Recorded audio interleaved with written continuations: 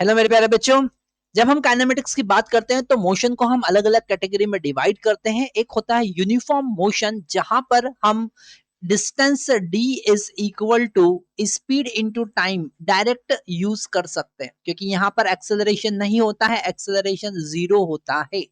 Second, यहाँ पर uniform accelerated motion का कॉन्सेप्ट बनता है। अगर एक्सेलरेशन यूनिफॉर्म है, अगर कांस्टेंट एक्सेलरेशन है, तो आप यूज कर सकते हैं v is equal to u plus a t, या पोजीशन या डिस्प्लेसमेंट के लिए आप यूज कर सकते हैं ut plus half a t square.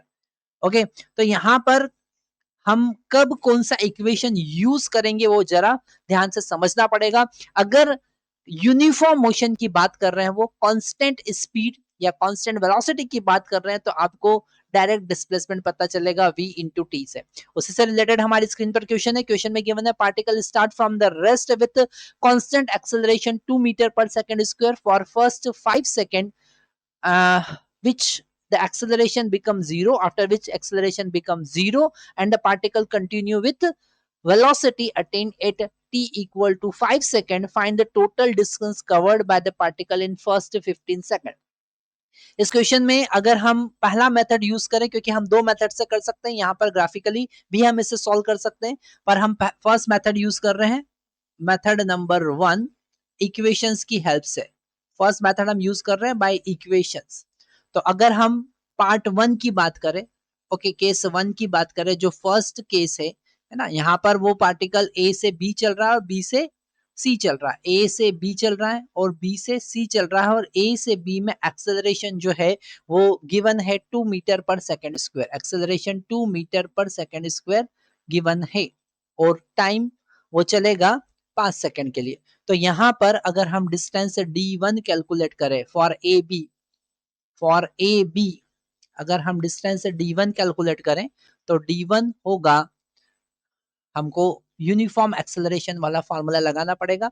और स्टार्टिंग फ्रॉम रेस्ट, क्वेश्चन में गिवन स्टार्टिंग फ्रॉम रेस्ट, मतलब यहाँ पर u इक्वल टू 0 है, मतलब 0 plus half a t square आप यूज कर सकते हैं। तो d1 हमको मिलेगा 1/2, एक्सेलरेशन है 2 और टाइम है 5 सेकेंड।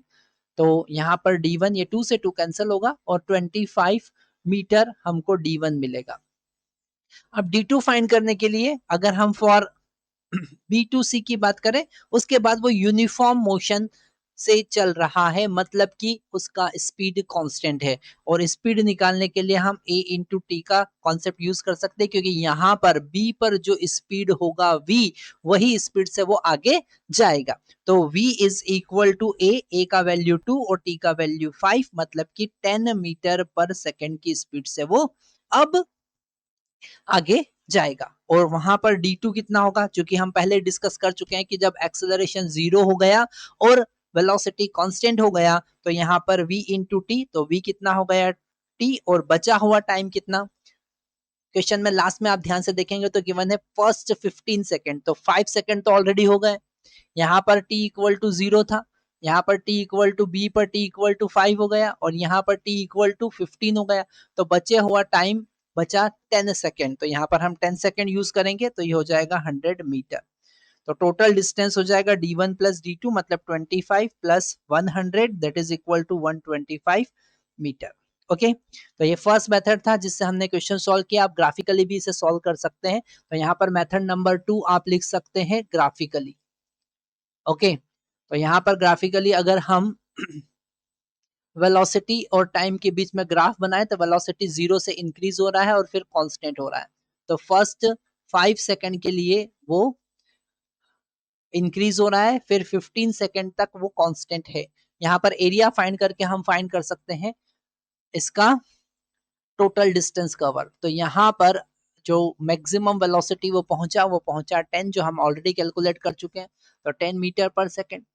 ओके, अब हम यहाँ पर एरिया फाइंड करेंगे, तो total distance d is equal to पहला एरिया a1 और दूसरा एरिया a2। तो पहला ट्राइंगल है यहाँ पर, तो 1/2, हाइट मिला हमको 10 और बेस मिला 5। ओके, प्लस फिर यहाँ पर रेक्टेंगल है, तो हाइट मिला हमको 10 और बेस यहाँ पर मिला 10। ये कितना है 10।